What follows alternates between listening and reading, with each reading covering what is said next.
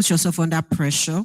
What most firms do, at least at 10 plus, what we do is we encourage our NYC associates to go around the firms, one of the practice group, and keep moving until you get to where you're going. So for this, I was discussing with an associate today, and she said, "Look, when I came in, I thought I wanted to do corporate commercial, but by the time I went around the departments, I realized that I wanted to do finance." So that's one way you can decide. If you are not sure of how to go about it, depending on the kind of firm that you're in, there will be an opportunity for you to maybe straddle one or two practice groups or go around the practice groups in the firm. So what I would say is if you're in that situation, pay attention where look at how the feedback is coming, look at the practice area that determines your strength, but also think about the future. How relevant is this? Is this something that I want to do in the next 10 years? If I had to be in this area day in, day out for the next 10, 15 years, will I think that I'm contributing to businesses or the economy if you're a kind of person that you're really thinking about the bigger picture? So just to kind of summarize, I would say think about this. So let me just summarize. I say first, it depends. Is it clear? Do you know what you want to do? If you know what you want to do, then go for it. But if you don't know what you want to do, I'm saying look at the system that you're in, look at the firm that you're in, and look at the opportunity it affords you. Do you have the opportunities to go around practice groups before you make a choice? And if that's the case, then do that. Look at the practice groups in front of you. Take feedback, take the quality of work that you do. What comes easy to you? Look at all of these factors before you make a decision. But finally, I would say that also be flexible. And I will use myself, and that is where I will share my experience. When I started out, I thought I wanted to become an SAN. I did disputes for maybe 3 to 5 years of my life. And I was disputes arbitration, the whole hog of it. In fact, I was the African representative for LCIAYIAG. So that was how committed I was. But then COVID happened, and then we lost a few seniors to the JAPA as well. So I started doing capital markets, I started doing finance. It wasn't like I wanted to do it, but the person I was sitting beside at the time was pushing work my way. And I'm like, well, I just want to learn. Let me do this, let me do that. I'm not sure the last time I stepped into a court, but if you talk about my expertise and what I do today, you wouldn't even think about disputes. It's so far behind. So just to say, yes, if you know what you want, go for it. If you don't know what you want, take advantage of the systems that your firm puts in front of you. But if not, just be open and be flexible. You just never know where you end up. Thank you. Well, thank you very much, Ayodele. Thank you so much. Um, as a partner, and you've been a partner for a while, I think 2010 or something, you've been a partner for a while, and you've supervised very many juniors. Has any junior caught your attention? What stood out? Was it the quality of their work, attitude, perhaps a soft skill that set them aside? Have there been such juniors? Again, I know where you're going to, but I'm just trying to say that, look, with the current crop of people we have in our law firms, standing out is actually like every day. You have lawyers who made first class in law school and in university, but they can rap and dance. I have a colleague who, while he was an NYSC associate, wrote a program, developed an app. Now he's raised millions of dollars doing that. I have another one who left to go and do photography. I can't even afford his pictures. So that's on the one side. Coming to where you are talking about, which is the day-to-day work, again, with the crop of people we have where they're so brilliant, they're so innovative, raw brilliance is no longer enough to stand you out. So we took like 26 coppers during the last intake, and almost all of them made double first class. So how far does raw brilliance take you to? It has to be something more than that. And I think that the first one for me as a person would be reliability. So a brilliant brief which arrives the morning after the deadline for filing is of no use to me. So if we agree that you're going to deliver the opinion on Tuesday, if the one is going to make it not happen, better let me know the day before so I can manage other stakeholders. Second one is ownership. There is that junior who goes over and beyond. So he asks questions that even you that have been doing it for 20 years, you probably never thought about. when you give him instructions, he doesn't just go very blindly to execute. He researches and he comes back with viewpoints that people didn't think about. And so those are the kind of things that stand out for me. And above all, like I said earlier on, his attitude, right? So it doesn't matter how brilliant you are. Nobody likes a pompous junior. You have to be that kind of person that can be molded. And so if you have the right attitude, even if you make mistakes in your work, people are willing to work with you and get you to where you want to be. So I'll pause there. Okay, thank you very much. I don't know if these sessions are recorded because some of what you hear, at least you want to hear in another month, in 3 years, when in a year, if you're going through a challenge or the other. Thank you very much. Ayodele, from your experience navigating the earlier stages of your practice, what do you believe young lawyers should focus on mastering within their first 5 years? And I think you did write that in your book, but it'd be nice to discuss with us. Thank you. Okay, so I think it's just really, so what I would say is it depends, right? I think I say that a You lot. like that a lot. Because it's really context specific. And I think the first thing is what I would say is that the basics, it's really the basics. You don't want to be that person that you still can't research, like, oh, find out what this point is, and then you check the law and you don't point out that there's an amendment or something. You're citing the law of 2004. You know that thing they used to tell us when we were in school, you know, they'll say, God forbid a lawyer knows all the law, but knows where to find it or something. So at the very least, those are the key things. Like, you shouldn't be on a transaction, or you shouldn't be doing some advisory or do some research, and then the senior associate is saying, did you check this? Did you check that? Did you check this? That is your job. So if you're within your first 5 years, you should know, you should know where to find the law. I don't say you should know, but you should know what is happening. You should know the basics, so that it's not like you cite something and somebody's asking you, but did you check the rules? Did you check this order? Did you check this appendix? That's one. And so the key things, I would say research, I would say drafting, simple communication. I know, you know, some of us were involved in moats, and we just have a way of trying to discombobulate and make everything so fancy and big. But you actually realize when you come into practice that the people that are going to use your advice are like business people that need to make a decision after reading in like 5 minutes. If something is getting to 2 paragraphs, at least for my firm, it's getting long. How do you want a CFO to take this information and walk into a meeting with it and make a decision? So communication, whether condos, you need to be able to say what you mean, and not maybe say something and then have the senior associate or the partner say, are you trying to say this? So you may not get it right at, immediately, but you need to keep working on those things. You need to keep working on your communication, your drafting, your research. I think once you have that, to add to what Mr. Udom has said, and I think the 2 things in terms of attitude, number 1 is, you need to be able to eat humble pie. It sounds very like, I know that we're in a time where it says, oh, I'm all that, you can't talk to me anyhow, but really, sometimes you need to be humble. Not smart. Nobody's saying you don't know what you're doing. But I remember that, one of the partners that told me then, Zelda, she had said, the difference between both of us is just experience. I don't doubt that you're intelligent, but I've seen this more, I've done this more.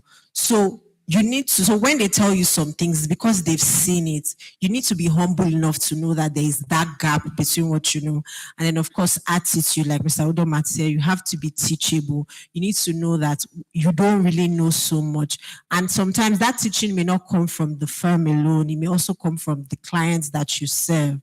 Because like I said, and it's one key thing that is key for Templars as well. It's about giving commercially relevant advice. Can the general counsel, or can the chairman, or can the executive CEO take this email you've sent, take this memo you've written, and take it into the meeting, and can the meeting have a solution that they can work with that morning? So those are the things. So just to recap, I'll say the core foundational things that we've learned in school: drafting, research, critical thinking and analysis. You need to keep working on them and refining them. And then to add to character and, personality, I would just say, have a very good attitude and be very teachable. Thank you. Thank you very much. I was just thinking when you were speaking to humble pie, and mental health. It appears everything affects the mental health of much younger lawyers now. So maybe you just need to develop thicker skin, maybe. Yeah, and I was going to say a few things quickly in between. I think I know someone who says your first 5 years you have to literally kill yourself. That's when you build the foundation, learn to write, be practical, and take as much as you can take. That after the first 5 years, you struggle and you may be either overqualified or underqualified. You're 5 years, but know what someone who's 1 year doesn't know. So I don't know. I think those are useful pieces of information. Thank you very much. Leadership, sir. Leadership in legal practice goes beyond legal expertise. Today, I've alluded to that already. It also involves managing teams, clients, institutions, etc. What leadership skills should lawyers begin developing early if they hope to take on such roles later in their career? So I'll start with the one that you talked about. I know we laugh about it a lot, but it's a real issue. It's about emotional intelligence, it's about empathy. And so it's a very high pressured environment that we operate in. So somebody said that litigation is a jealous housewife. I think it's the entire practice. We come to work very early, we work very hard till late in the night, then we go home. Some people live very, very far from where they work.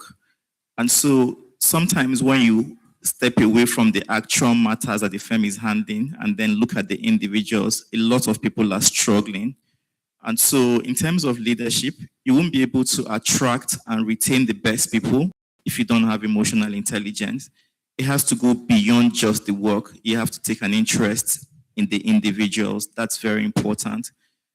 The second one is relationship building. So you know how when you start off with people, all of you are at the same level, you're the same set, you're all trying to get promoted, you're all trying to score one above the other person.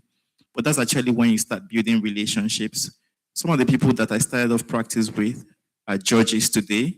Some of them are MDs or general counsel in big companies. Some of them are in positions where I need their help today. So imagine if I was backstabbing them or I was not, in quotes, a nice person. Imagine where that would take me to. So you start from day one to build relationships. Doesn't mean you would try to please everybody. In fact, no matter how well you do, people will still not like you. So, but just do your best to be fair to everyone, to build good relationships with people. People will remember that. I would also say integrity is very important in leadership. And I don't even mean from a morality perspective. So if you say you're going to do something, do it. So let people know that your word is your bond. Because when I used to, like Ayodele, I used to do litigation, I've seen lawyers stand up and say something, and the judge just took their word for it because he or she is well known. They know that this person would not lie. And it's a very small profession. So your word should be your bond. Integrity shouldn't be negotiable at all. So these are some of the leadership traits that you start developing even from day one, and they will last you as currency all through your career. Thank you very much. Thank you so much. Ayodele, your book, I think it's the first 5 years, and I've read it and given out a few to younger lawyers. Thank you. You did give an honest account of realities of early practice. What motivated you to write the book, and what gap were you hoping to fill for young lawyers? Okay, so I think it was more of it was like finding out that, oh, so this is what is happening. How come people are not talking about it?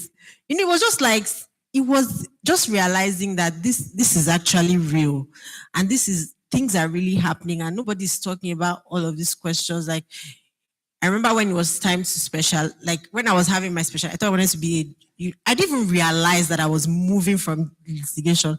I just woke up one day, I realized that maybe that week, all I'd done was go for signing ceremonies. And my mentor at the time had asked me that, how do you tell the people at LCIA that the African representative doesn't go to court anymore or something? So it was just, but there was nobody to, have the conversation. Like, because I kept asking myself, how did I get here? What was I looking at? How did this happen? And, people also question around, oh, should I go for my master's? Should I not go for my master's? Should I stay back in Nigeria? Should I not stay back in Nigeria? There was nobody talking about all of those things. And especially for me, because maybe people felt like I was BGS. Oh, you're so smart. You work in a top tier law firm. You don't have any problem.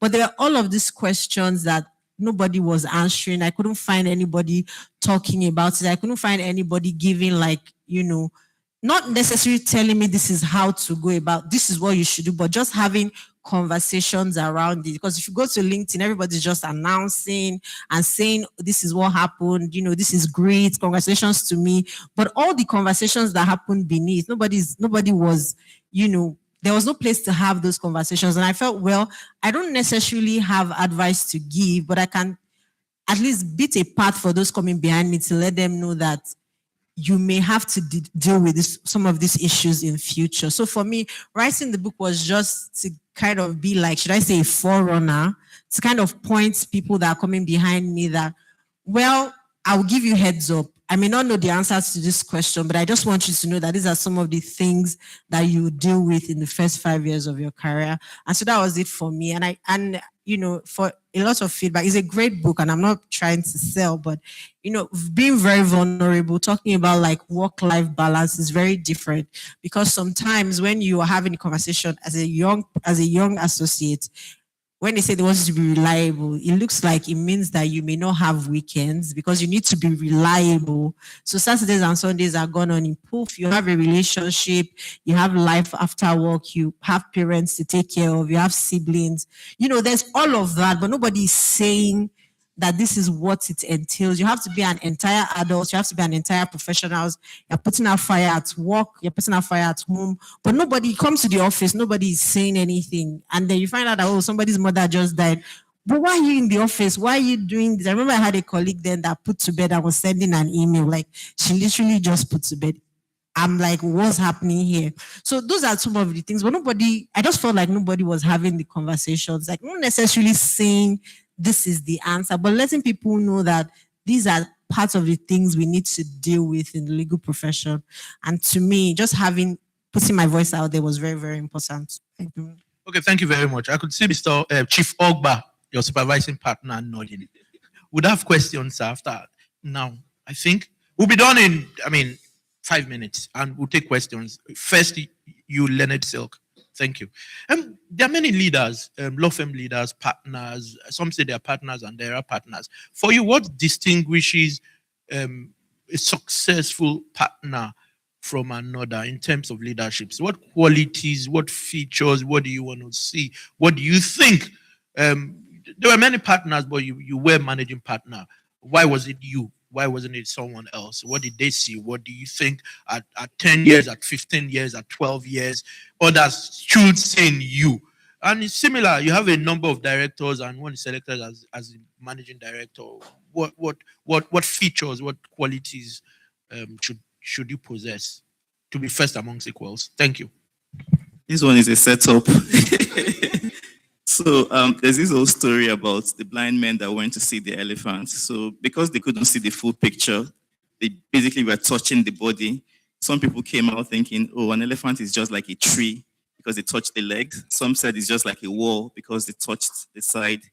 So answering this question, I will just basically tell you my own viewpoint. It doesn't have to be the same for everyone. I think that in terms of leadership qualities and what sets everybody apart, I said before that, look, some things are a given. All of us passed to be able to get to law school, and all of us passed in law school to be able to call to the bar. So I think that in terms of the legal knowledge, it can be assumed that most of us know the law.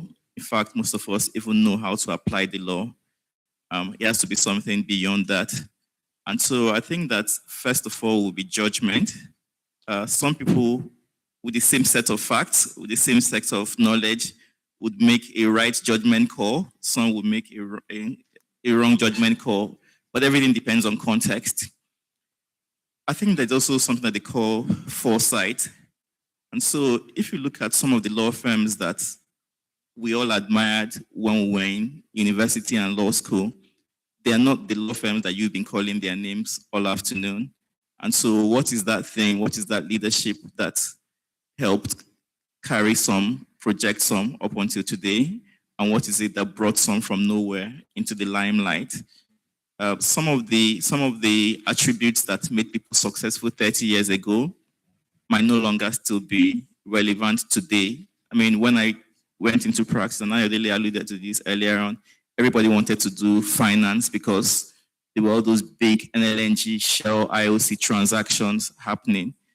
In fact, before then, it was shipping because some people could arrest ships, and you wondered how are they able to arrest the whole ship. I think right now it's about data privacy, it's about AI and all those things. So if you're in a sector, you have to know where that sector is going to and be strategic in how you plan. So judgment, foresight, and be able to see the future from today. I don't want to get controversial. So people say that AI would only help us. It's not going to take over our jobs.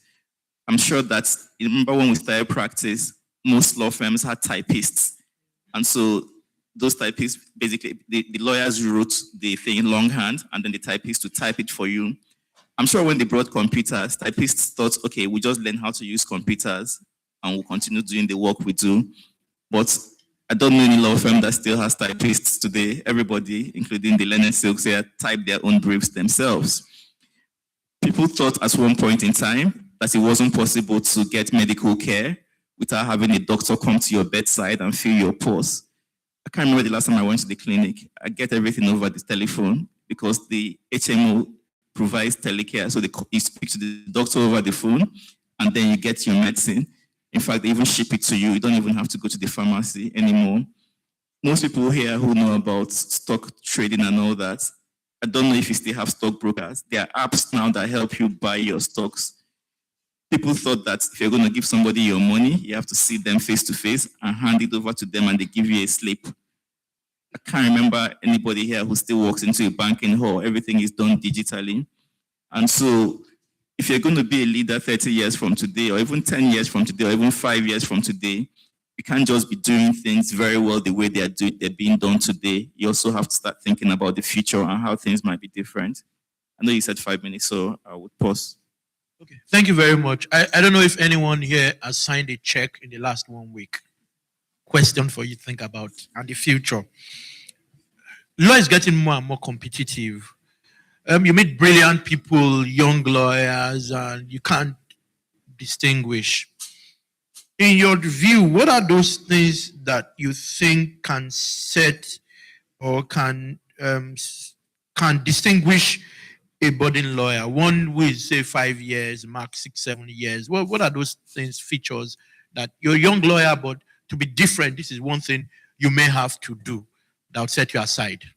Thank you. Okay, so I think Mr. Udom kind of has already mentioned it, right? But I think, so attitude, I think maybe I'll say like emotional intelligence, attitude, that you can't, I think you really can't go wrong with, having a great attitude to work, great attitude to, with the way you engage other people. He mentioned relationships, and he had mentioned how, most of his cohorts are judges today and all that. If he had been a terrible person, he would not have been able to benefit from them as well. So I think that's it. It's outside of trying to do good work, is also to kind of interrogate the kind of person that you're becoming. Who am I? Why do I do things I do? How do I make others feel? Can my team members rely on me? I think things like that. What about me makes work interesting? I feel like once you're able to work on your character, it feeds into your attitude. You can't really have, you can't have a great attitude if you have a bad character. You can't keep meaningful relationships if you have a bad character. You can't be reliable if you don't do what you say you're going to do. So I think that more than technical expertise, we also need, as young lawyers, to be able to develop ourselves. And the reason why I say this is because I see that sometimes, and I see we sometimes give the older generations grief for being so mean, so strict. And it's always so funny because I've seen associates that condemn what the older people do. I've seen them do the same thing to people. And I'm looking at, is this not the person that came 2 or 3 days ago to complain that somebody sent them a baseless email and all of that? So and in my mind, I'm like, I'm not sure I understand what's happening, but if you don't like this thing, then why not stop it? Why doesn't it end with you? So I think that that's one thing I believe that can make you stand out, even if you know what you're doing, if you're good at what you're doing, but you also need to work on your character. I don't think that it is a destination. I think it is a journey. I think my own mantra is we go again. If I didn't do it well today, there's tomorrow. As long as I'm alive, I believe I can do a better email. I can act better. I can speak to somebody better. If I have the opportunity to apologize and correct it, of course I will. So I think once you have, which really is just attitude, and everything is really just attitude, just having that positive attitude, being teachable, I think you will stand out. Okay, thank you very much. You remind me of football banter. When United used to lose matches a lot, and they write on social media, Rashford will write, we go again. I'm a United fan, by the way. Last question, remuneration. We go historical a bit here too. And it's the last question for you before we take a few questions. The exco permitting, take a few questions from anyone else, Leonard Silks, my seniors or our seniors and colleagues. The issue of remuneration remains a major concern for most young lawyers today. When you started your own career, how different were the realities, and what perspective would you offer to younger practitioners navigating those sort of concerns? And add mentorship. What does mentorship play? What role does it play in the next generation of leaders in the legal profession? Okay, so remuneration first, then mentorship. This is unpopular, but I will still say it. I think that a lot of young people, when I started off, they said, learn first before you earn. A lot of young people think that money is the beginning and the end. And I'm not saying money is not important. Money is very important. But since you talked about historical, when I started off practice as an NYSC associate, my salary was 30K. And before all of you think, oh, that was then, I'm not talking about 1960, it's just 2000 and something. And if you look at the dollar terms, then it was maybe like $250 thereabout, which is probably like 300 and something K today, which is still what they pay NYSC people in some places till date. And then I agree that we didn't have the cost of living crisis. So even with the, I was still able to go abroad once or twice, paying for myself. Luckily, I didn't pay rent, but I basically paid my bills. It wasn't a glamorous life, but it was an easy life, was an okay life. But it was about where I saw it from. I didn't see that I was getting 30K a month. I saw it from the point that actually I'm being paid to do what I like doing, and I'm being paid to learn. So I was getting mentorship, I was getting trained, and it wasn't as if elsewhere. I had friends who were working in-house in some of the firms and getting 60K. In fact, a couple of law firms tried to poach me by adding 10K to the money to make it 40K, which was a lot of money then. So if I was just focused on only money, I would have just basically jumped ship. But looking back at it, I'm happy that I took the 30K and learned a lot. And so remuneration is important, but you also have to have which is that it's part of the learning process. You have to learn and then earn. In terms of mentoring, I don't think anybody should go through life without having a mentor, and I will explain.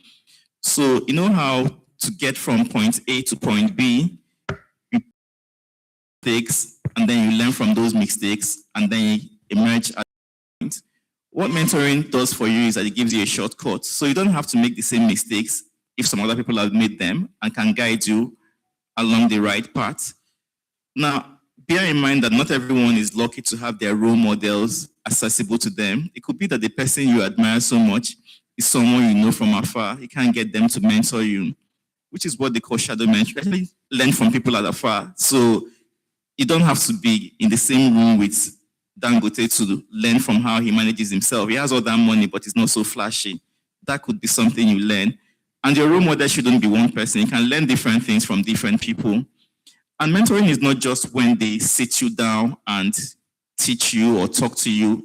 Like I said, it could be from observing. When you go to a meeting and you see how this person carries himself, then it's also part of mentoring. I know that at the beginning, Ayodele said something about some people not having the opportunity to start in great places where they can have access to these things. In my place, they said that it's when the father of the house is teaching his own children wisdom. That's when the orphan who's looking in from the window can also learn. So we can also learn from other people learning from afar. But I don't think that you should just basically go through life without having some mentoring. It's going to save you so many griefs. It's going to help you chart a course for yourself. Thank you very much. Excellent stuff. Would like to take a few questions. The ESCO and Madam Chair permitting. Thank you very much. Would like to start with the Leonard Silk because he had his hand up a few times. Thank you, Ayo. Mine is more of a comment. And thank you for the speakers around what you've spoken about. It's not to, I think what I would say might be of use to other people.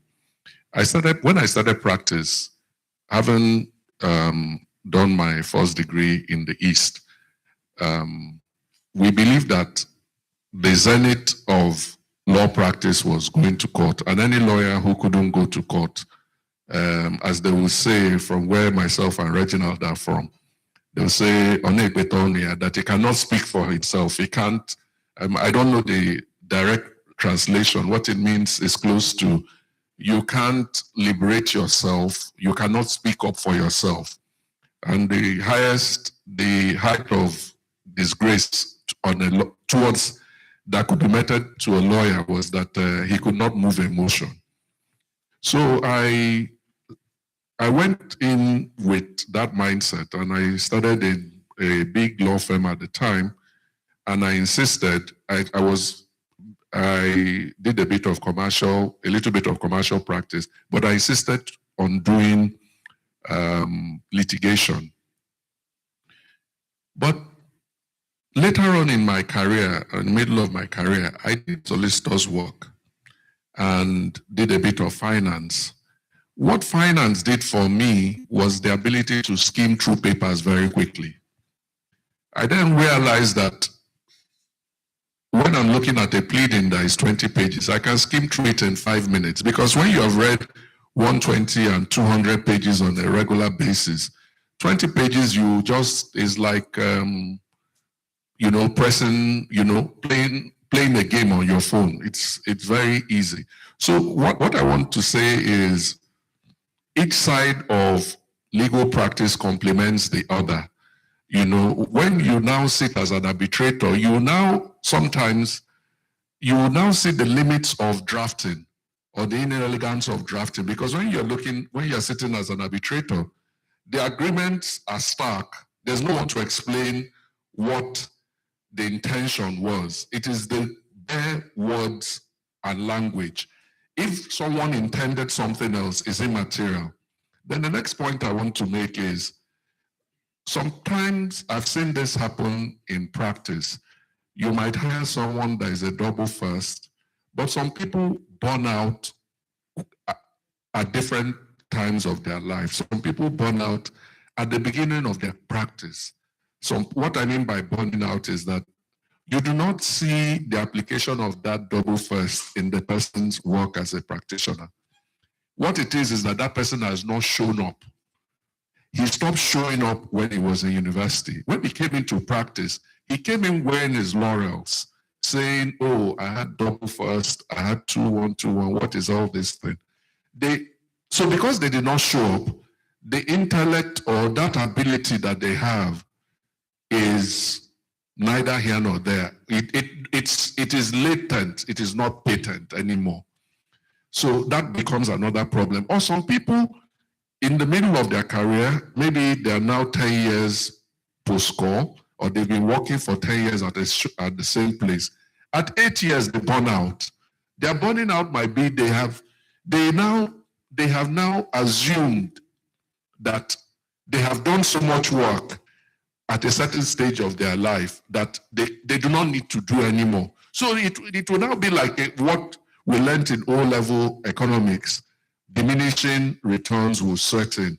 And then that person would seem, it will be, the knowledge or the ability will seem latent. So the point I really want to make is that with law practice for any person, whether young, old, do not diminish any side of legal practice.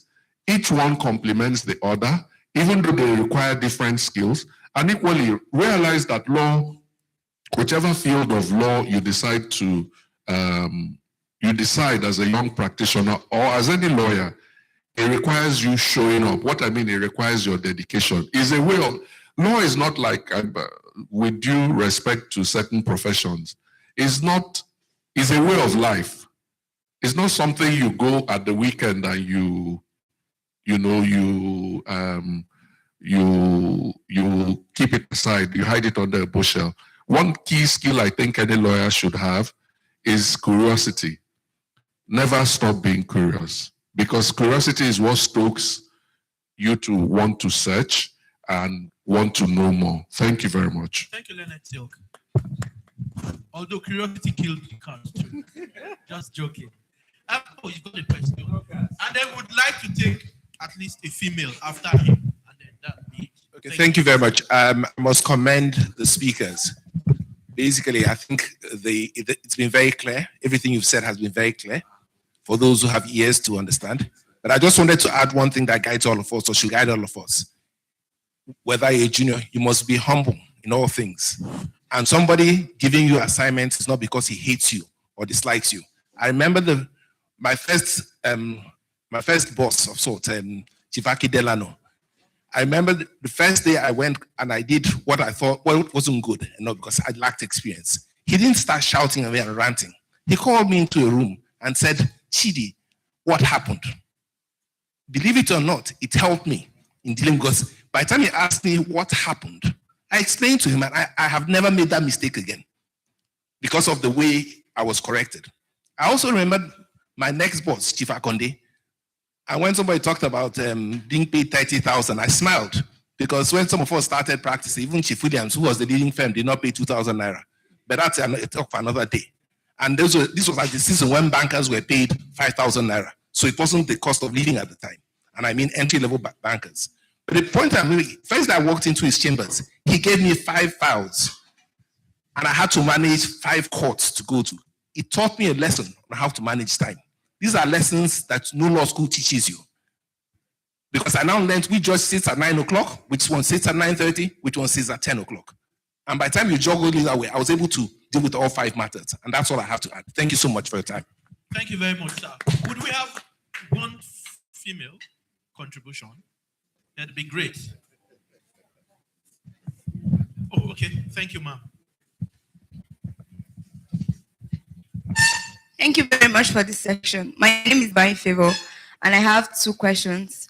So I want to ask the speakers, especially Madam Ayodele, someone that is interested in finance and maybe capital markets, and you're not in a law firm that specializes there, how can you be able to prepare yourself, even if you're not in that environment at the moment?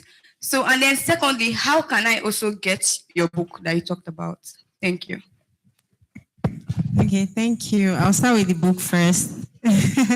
So I will pass by you so that, but you can, I have copies, so but we can talk after, and then we'll find out how to get them across to you.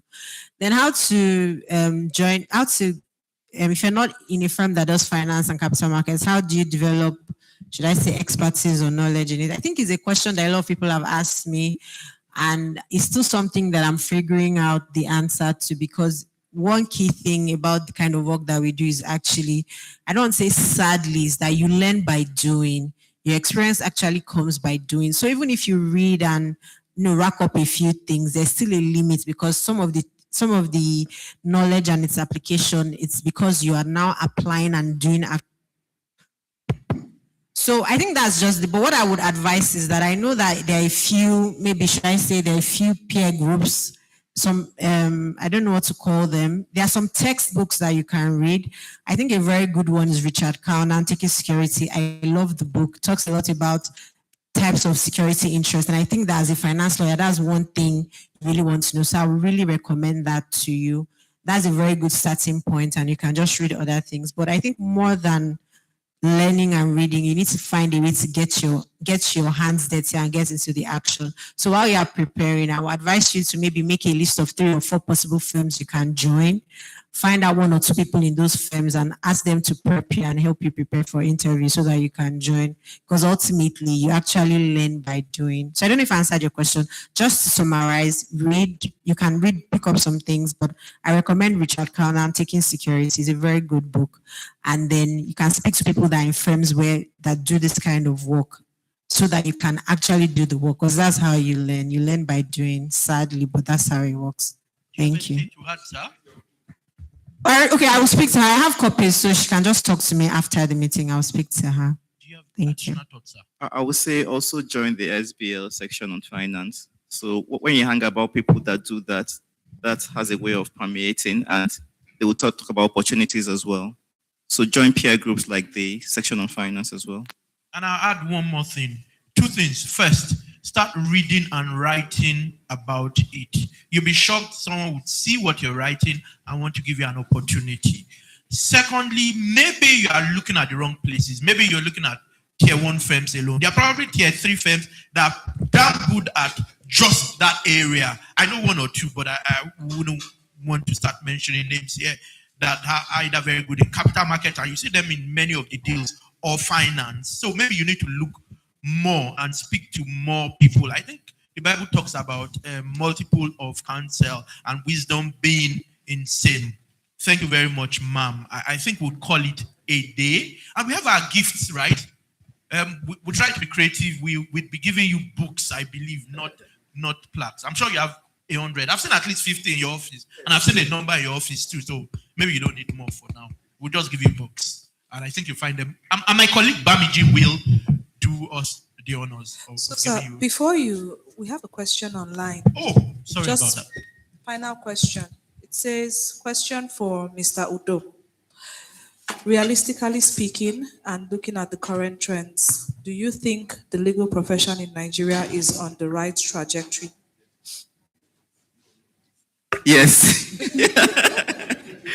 So in terms of the training and in terms of the quality of the deals and in terms of the market, I think we're doing really well. And I say this as a member of a law firm that is part of an Africa-wide alliance. So if I compare us to other African countries, I think we're doing really well. I say this also as someone who works regularly with International Council from London, New York, and the rest of them. I think we're doing really well.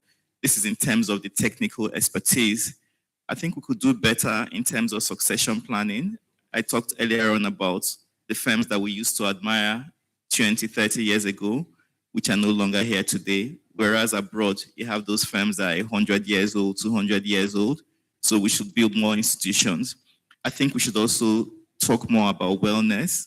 We had a session a couple of months ago where we had the younger people in the firm and they were asking questions, and they were asking the questions in a way that suggested that they thought that these issues were new. They were actually very relieved when they heard that some of us had to deal with similar issues and that we were able to get around them. So I think we should also invest more in the wellness of the people that work for us. And so I think we're on the right trajectory. I think more could be done. Thank you very much. I guess that'd be it. And Bamiji will give.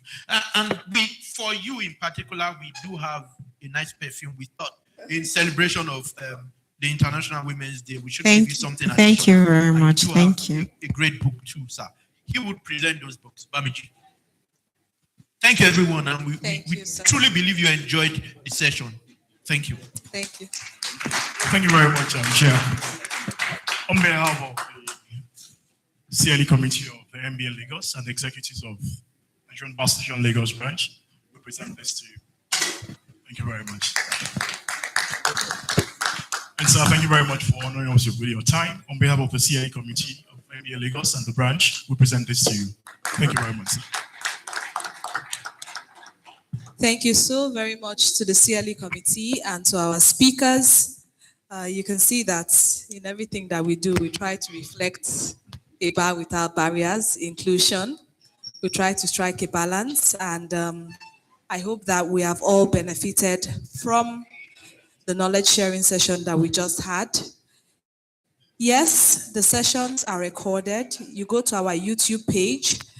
for most of the events that we have, our knowledge sharing sessions alone for our meeting are on our YouTube page. So you can always go to the MBA Lagos YouTube page and rewatch and catch up on other events that we've had. You know, we've had last month, we had the town hall where we talked, tried to talk about remuneration, what to do. We got a lot of feedback from members. Your feedback has been taken under advisement.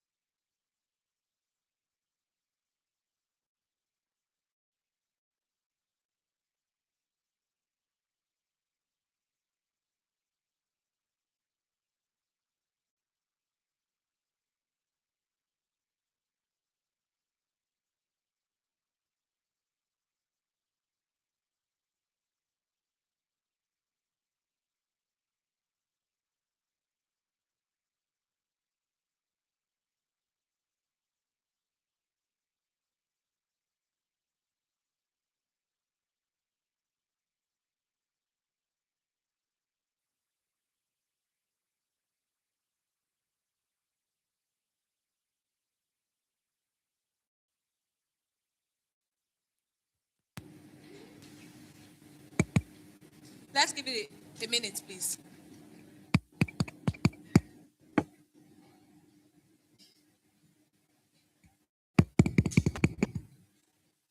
Okay. Those online, I hope you can hear. So everything is interwoven, like I said. So thank you very much to the CLE committee, and I know that they have more planned for us. They'll be bringing some programs to us virtually via webinars. So please, once you see the notices, do well to join and build your capacity. We'll take some recognitions before we move on with the rest of the meeting. We want to recognize Mrs. Abimbola Akeredolu, Senior Advocate of Nigeria. You're welcome, Ma. We want to recognize Mr. Babatunde Ogala, Senior Advocate of Nigeria. Mrs. Fola Shade Ali, Senior Advocate of Nigeria. Mr. Kelechi Obi, Senior Advocate of Nigeria. Mr. Adetunji Oyeyipo, Senior Advocate of Nigeria. Mr. Ikenna Okoli, Senior Advocate of Nigeria. Mr. Johnson Odiono, Senior Advocate of Nigeria. Mrs. Oyinkansola Badejo Okunsoya, Senior Advocate of Nigeria.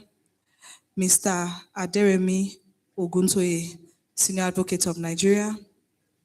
Professor Oyelowo Oyewo, Senior Advocate of Nigeria. Prince Aderemi Adekile, Senior Advocate of Nigeria. Chukwudi Adiku, Senior Advocate of Nigeria.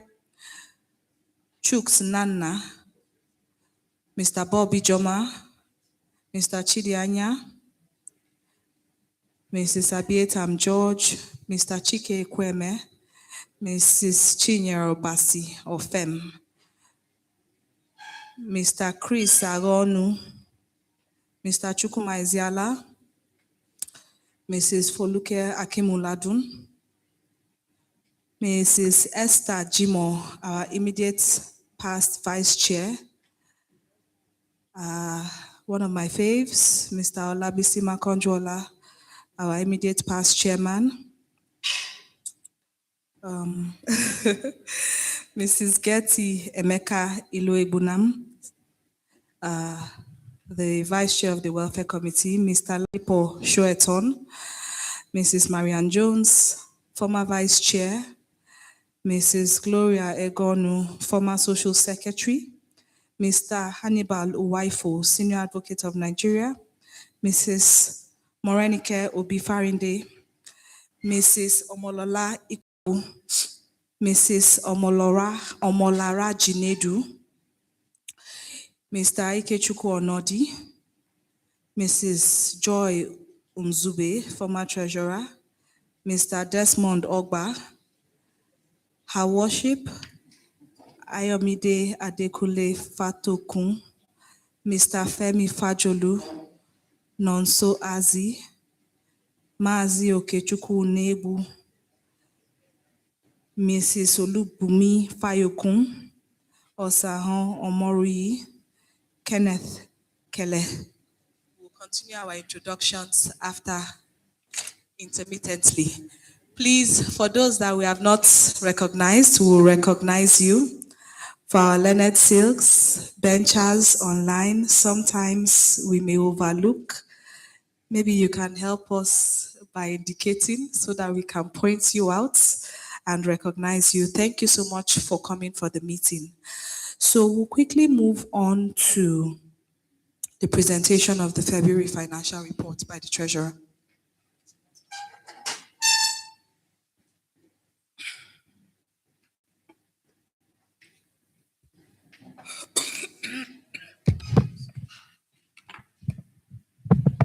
Good afternoon, distinguished learned silks, seniors and colleagues.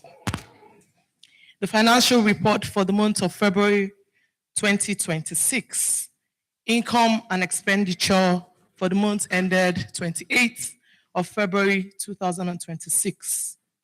In our main accounts, we have an opening balance of 8,842,993 naira 63. We had total debits of 17,838,288 naira 76 kobo. Total credits received in our main account for the under review is 24,461,497,050 kobo. So that brought us to a closing balance of 15,466,202 naira 30. In our events accounts for the month of February, 991,264,003 kobo. The debits we had in this account was a little over 100 naira. It was just bank charges. Total credits received in our events account was 1,973,125 naira 26 kobo. This brought us to a closing balance of 6,884,273 naira 19 kobo. First center accounts, we had an opening balance of 15,771,509,068. The debit there was also basically bank charges. And we had total credits received was 370,000 naira. This brought us to a closing balance of 2,041,320 naira 55 kobo. In our welfare account with Polaris Bank, we had an opening balance of 2,118,767 naira 51 kobo. There were no debits, there were no credits. So this saw us to a closing balance of 2,118,767 767 naira 51 kobo. Our second account with Polaris, which is our project account, no debits and credits. The same thing applied to our first bank account. The same opening balance, there were no credits and debits. For our VFD microfinance account, we had an opening balance of 38,034 naira 19 kobo. Total debits in the account for the period is 1,133,075 kobo. Total credits received in our VFD microfinance sports account was 1,800,000 naira. This saw closing balance of 837,900 naira 44 kobo. Our human rights account, we had an opening balance of 4,000,000